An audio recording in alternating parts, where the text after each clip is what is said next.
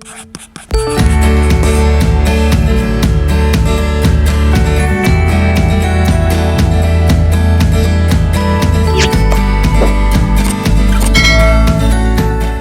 cerita fiksi. 1. Mengenal teks cerita fiksi.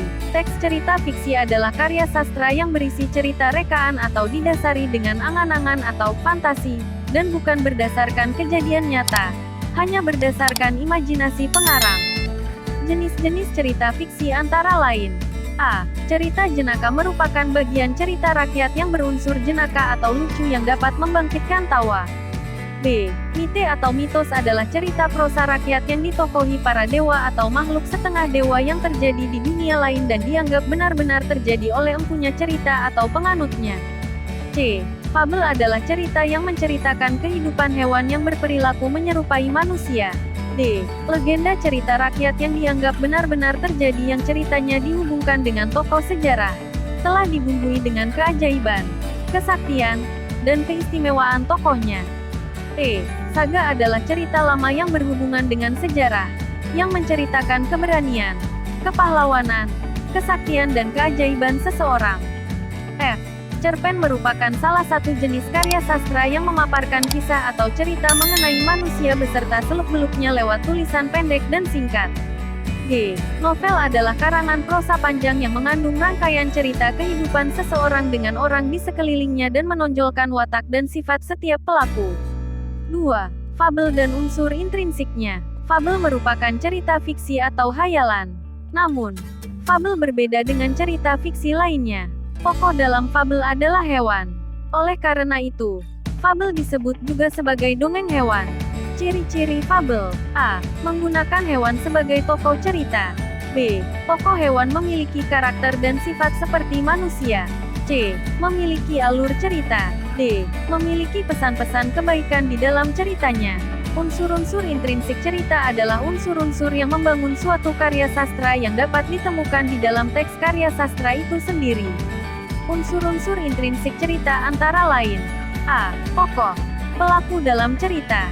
Berdasarkan peranannya tokoh dibedakan menjadi dua, yaitu: 1. Tokoh utama adalah tokoh yang memiliki peranan penting dalam suatu cerita. Tokoh ini sering muncul, sering dibicarakan, dan tercantum dalam cerita.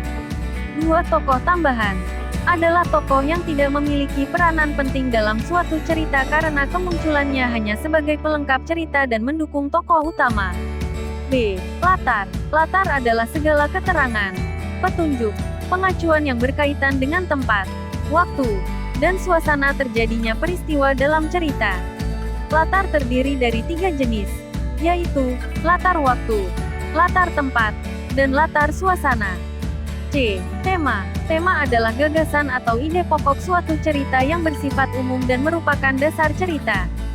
D. Amanat. Amanat adalah pesan atau nasihat yang disampaikan penulis kepada pembaca dan biasanya bersifat positif. E. Penokohan atau perwatakan.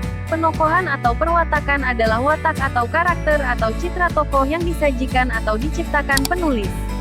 Penokohan dalam cerita fiksi. Pada sebuah karya fiksi terdapat unsur-unsur intrinsik yang terdapat di dalamnya. Salah satu unsur intrinsik tersebut tokoh. Tokoh adalah pelaku cerita. Setiap tokoh memiliki watak atau karakter. Watak atau karakter setiap tokoh berbeda-beda. Adapun penokohan adalah cara pengarang menampilkan tokoh-tokoh dan watak-wataknya dalam cerita. Tokoh dibagi menjadi 3 jenis, yaitu sebagai berikut. 1. Tokoh protagonis. Tokoh protagonis adalah tokoh yang mendukung cerita. Biasanya ada 1 atau 2 figur tokoh protagonis utama dan dibantu tokoh lain yang terlibat dalam cerita. Tokoh protagonis biasanya berwatak baik dan menjadi idola pembaca atau pendengar. 2. Tokoh antagonis. Tokoh antagonis adalah tokoh yang menjadi penentang tokoh protagonis dalam cerita. Biasanya ada 1 atau lebih figur tokoh yang menentang cerita. 3. Tokoh tritagonis.